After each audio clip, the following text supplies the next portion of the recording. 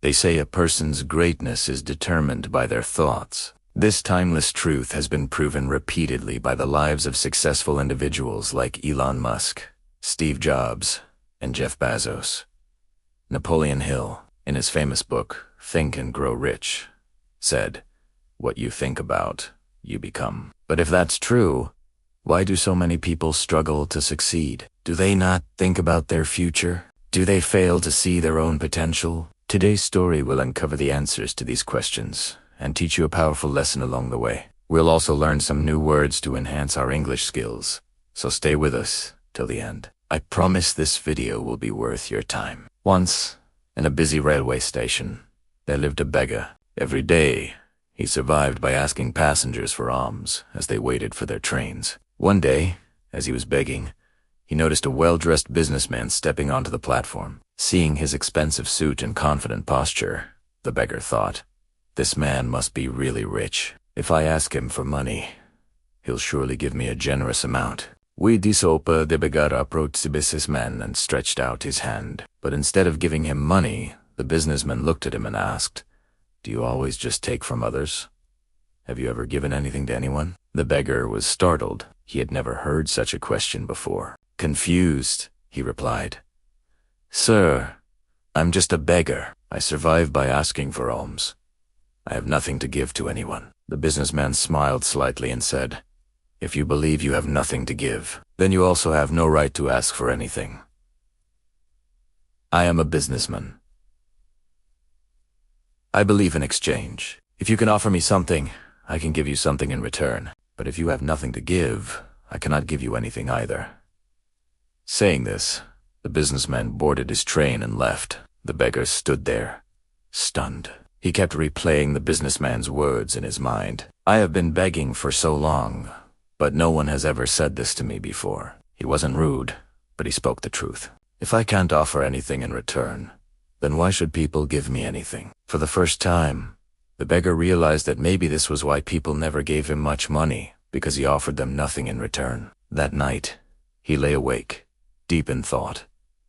But what can I give?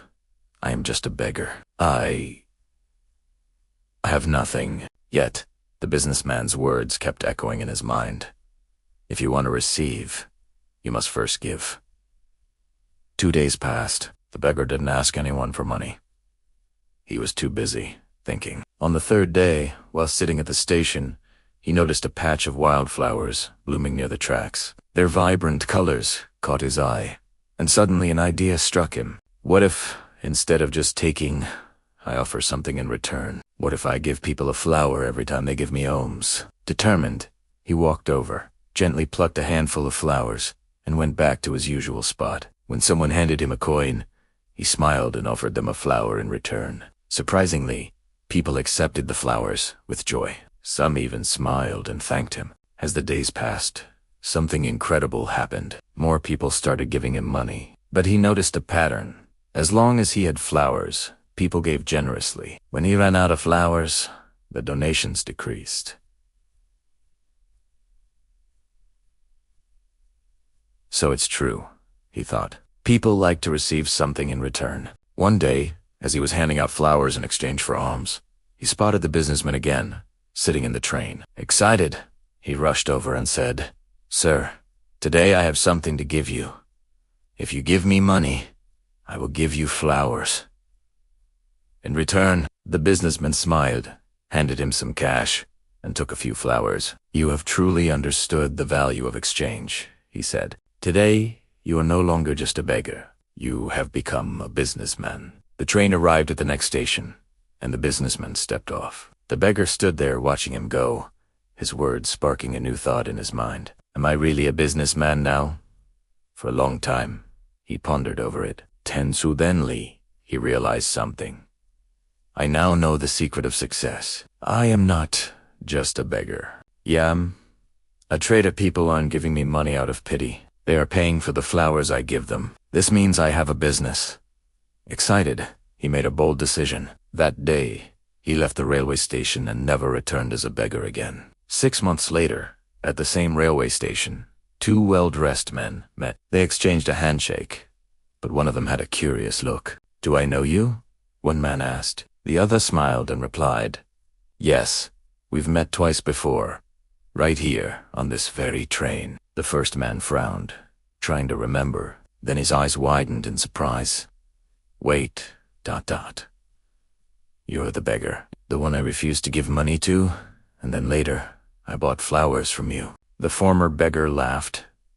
"Yes, that was me. But today, I'm no longer a beggar. I run a successful flower business, and I'm traveling to expand it further." The businessman was astonished. "That's incredible. What changed?" The flower seller smiled. "You taught me one of life's greatest truths. We only receive when we give." That day, I realized that I was never really a beggar. I was a businessman all along.